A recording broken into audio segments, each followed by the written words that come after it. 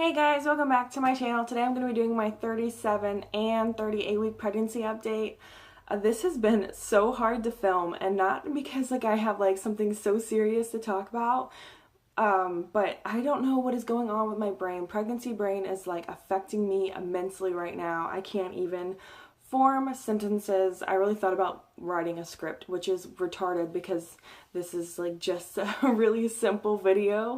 I decided to put these 2 weeks together because I really didn't have any new updates for my 37 week, but I'm excited to talk about my 38 week appointment that I had this week for my doctor, because if you haven't noticed by the tag, what is it, my screenshot picture, I have been scheduled for an induction. When I went in for my 38 week appointment, she checked my cervix. It still has not changed, but she was still able to call the hospital and schedule an induction for me for this coming Tuesday, the 15th at 6 p.m. I'm so excited. I'm extremely nervous, but excited, because at this point in this pregnancy, I am literally a cripple. And I don't mean that offensively at all, but that's literally how I am. I am in so much pain from this ligament, which is constant ligament pain that I've talked about so many times throughout this pregnancy. I am literally to the point where I'm unable to get in my bed. And this is my bed right next to me. It's about waist high, and I can't even hike my leg up to get into bed at this point. I have to get into bed backwards, hold my legs together, and kind of just fall over. And if if you're pregnant and watching these videos and you're this far along, you know how difficult it is already to get comfortable.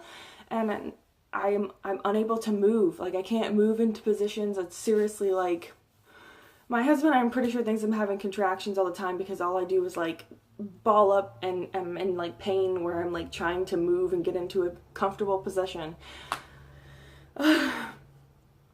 But so I'm excited. I really wanted to have a natural labor, but at this point I'm bedridden.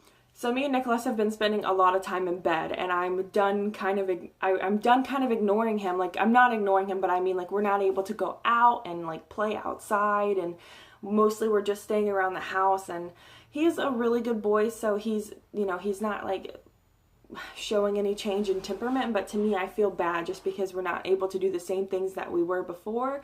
So I'm ready to have this baby and to be able to get back to our normal routine where we're going out a couple of times a week for play dates and things like that. I just feel at this point I'm really hindering his life experience and my own. So even though I wanted to stay really close to natural, I'm excited about the induction. And plus, now that there's a date, I realize how much I need to get done around my house. So I am excited for that part, that I finally push myself to get everything done. And my husband said the same thing, that he's wow, I finally see all the stuff that we need to get done for the house. So that's basically the next 4 days, which is, I can't believe I have 4 days left.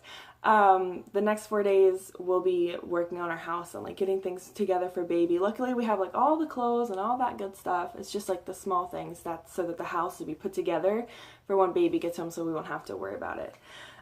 So I thought, since we're talking about induction, I'd tell you so far what the doctor has told me. So for any moms that are think that they might need induction and are going through the same process as me, maybe we can compare notes.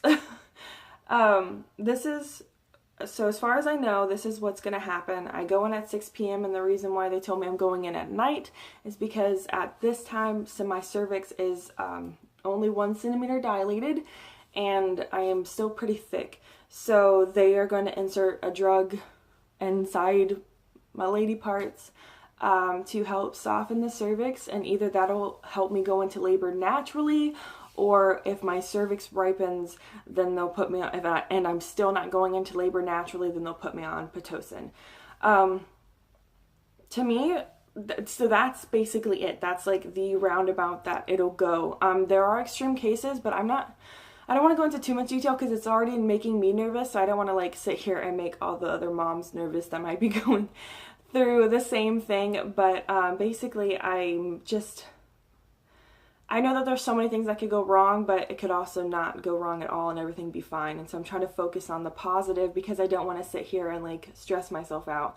So that's like basically what I am perceiving is going to happen for the induction. I know that there's like several things that could go wrong, and I'm just trying not to focus on them because I don't want to psych myself out and make me too nervous or upset before. So any positive encouragement you guys could leave down below, or any good experiences you could have with a full-on induction that you've had or you know of, please leave those in the comments as well, so I'm not sitting here freaking out. I wanted to stay as natural as possible, but at this time I just feel like I'm only hurting myself and my family. And if the baby's healthy and I trust my doctor and telling me that it's okay for me to get induced, then that's what I'm gonna do. Plus, I've gained so much weight in these past couple weeks, and that makes me extremely nervous that like this baby is already really big, because when I went in for my 36-week appointment with my specialist, the baby was 6.8 pounds, and I've gained like 10 plus pounds since that appointment. So that's a lot. And I'm like, that can't all be me just eating really bad. So I'm hoping that baby decides not to be extremely huge, so that I can have a smooth natural labor, because my goal is to be able to have the baby in the room with me this time. I trust the NICU. If baby ends up going to NICU, then that's no problem. But I haven't got to experience what it's like to have your baby with you the first day yet. And so that to me is really important and something I really want to experience. So that's pretty much it that I know about for the induction and like what my 38-week experience has been like. I didn't expect for this video to be too long, but that's pretty much what I have. I'll show you guys my bump. This will be the last pregnancy update and the last bump picture or bump video. And I'm really excited that we've made it this far, and that I have all these videos to look back on for my next pregnancy if I am pregnant again. And I just encourage any mom that if you're thinking of making videos to just do it, because even if nobody watches them, they're there for you to see. And like, because I can't remember any of my pregnancy experiences with Nicholas, like for while I was pregnant. I don't remember if I was in this much pain. I remember being extremely uncomfortable, but I don't remember this. So if you're thinking of making videos, just do it, because if, like I said, if no one watches it, at least you have it for your own reference, especially if you're like me and you have a horrible memory. With that said, I'm going to show you guys my bump. Alright, this is the last picture of the bump. I definitely have dropped. I don't know if it's any different from the 36-week update that I did with you guys. But this is it. This is the last bump picture or video. So guys, like always, if you have any questions, go ahead and leave them down in the comments. If you have any words of encouragement or stories of how your inductions went, or your friends or your families, please leave them down below. I'd like to know as much as I can before going into this. And Google sometimes is very scary. If you like this video, then like, and then if you want to see any more content that I have coming up, go ahead and subscribe, and I'll see you guys when I post my birth vlog. Woo! Bye.